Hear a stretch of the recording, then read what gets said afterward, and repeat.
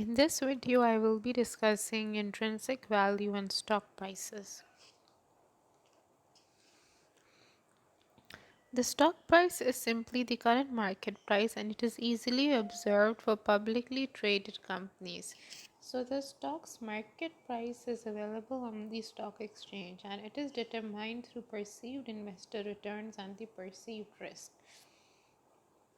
Now, when the stock market price is being determined, we can take an example to understand this.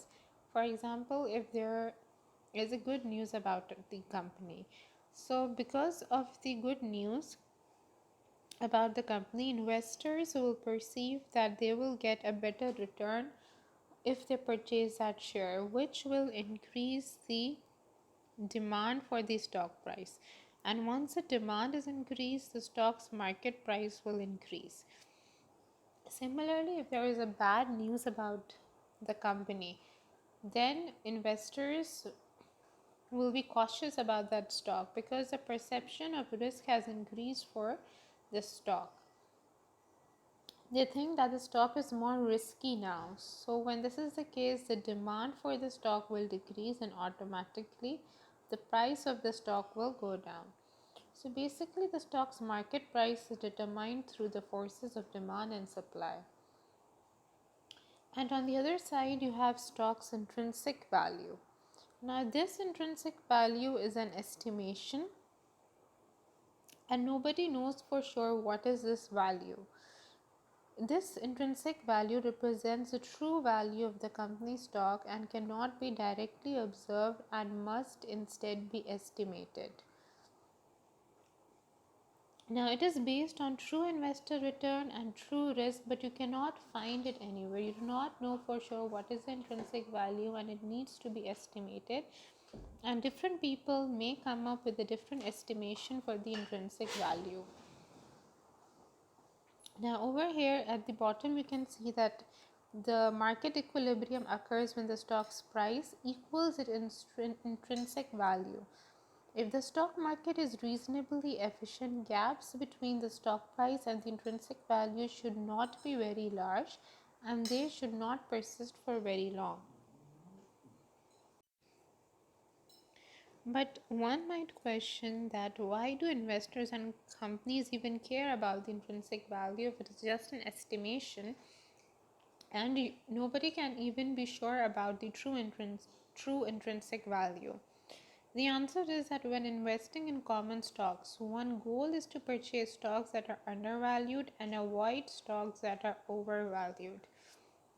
Let's go back to the diagram in order to understand this. For example, if the stock's current market price is 100, so the stock is currently trading at this market price and you can find this price on the stock exchange. And an analyst predicts that the stock's intrinsic value is actually 150. So this stock is currently undervalued. And the analyst will give a recommendation to buy this stock. Because the stock's market price is 100 right now in the stock exchange, the analyst is saying that the true value, if the investors knew everything about the corporation, the price should actually be at 150. The stock is actually undervalued right now. If you purchase the stock right now, you will get it for 100, and in the future, as investors will get to know everything about the company, the stock price will go from 100 to 150. Remember that the stock's market price will always follow the stock's intrinsic value. So the price will go from 100 to 150. Stock की price जो है वो 100 से 150 तक जाएगी। तो अगर आप अभी इसको ख़रीद लोगे तो आपको 100 रुपीज़ कम मिल जाएगा। फ्यूचर में जब इसकी प्राइस 150 की हो जाएगी तो आपको 50 का प्रॉफिट हो जाएगा। So if the stock is undervalued, if the stock's intrinsic value is greater than the stock's market price, the recommendation is given to buy the stock. Similarly, another analyst might disagree with this prediction. He might have taken different assumptions about the company. Maybe a project that the company is undertaking, one analyst has assumed that the project will be very feasible and it will bring good profits for the company. But another analyst might think, no, this project will actually be very bad for the company. So it will be his assumptions, and he might come up with a stock's intrinsic value to be 70. So this analyst is saying that the stock's market price is 100, but the stock's intrinsic value, its true value, its fundamental value is actually 70. So based on this, he will give a recommendation to sell the stock because he says that the stock is overvalued. Stock की market price 100 है, पर उसकी असल value 70 है, तो वो over value है, उसकी वैल्यू ज़्यादा है इस वक्त देन इट्स ट्रू वैल्यू. तो अगर आपके पास अभी ये स्टॉक है, you should sell the stock right now, because if you sell it right now you will get 100, but if you wait you will get only 70. That's why the recommendation is given to sell the stock. Then the condition in which the market is equilibrium, the intrinsic value is equal to stock price. So over here, if the stock's market price is 100, the intrinsic value estimated is also 100. In that case, the market is in equilibrium and the recommendation given is to hold the stock. Because in the future it is thought that the stock price is already at its true value, so it's not going to increase or decrease, and you should hold and wait and see what happens next. Now the problem is that it is not that easy to estimate the intrinsic value. There are different models that help us in this regard, which we will study in this topic. So in stock valuation, basically we are trying to estimate the stock's intrinsic value. However, as you can see in the figure as well, the stock's intrinsic value and the stock's market price are both determined by various factors, including managerial actions, which are internal actions by the manager, economic environment, political climate, and actually the list can go on. So there are so many different things that can have an impact on the stock market that it is very difficult to actually accurately predict this intrinsic value. For example, the coronavirus situation right now.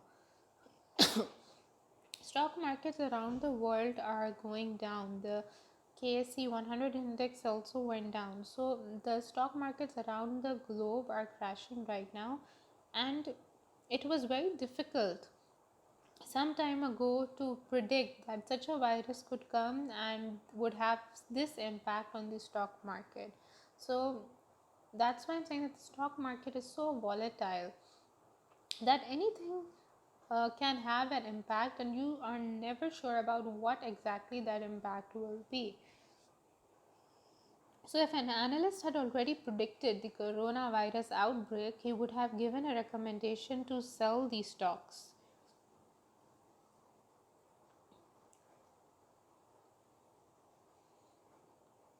Now, managers should also consider carefully the decision to issue new shares if they believe their stock is undervalued. For managers, the stock is a mean of raising funds. So if the stock is undervalued, let's go to the undervalued situation. The undervalued situation is when the intrinsic value is more and the stock's market price is less. So if this is the situation and the manager issues shares at this point, he could have raised for one share 100 rupees. He could have gotten 150 rupees for one share, because that was the true value of the share, but he will get only 100 rupees because the current market price is right now 100. So if he issues shares at this point, he will be making a 50 rupees loss on each share that he issues.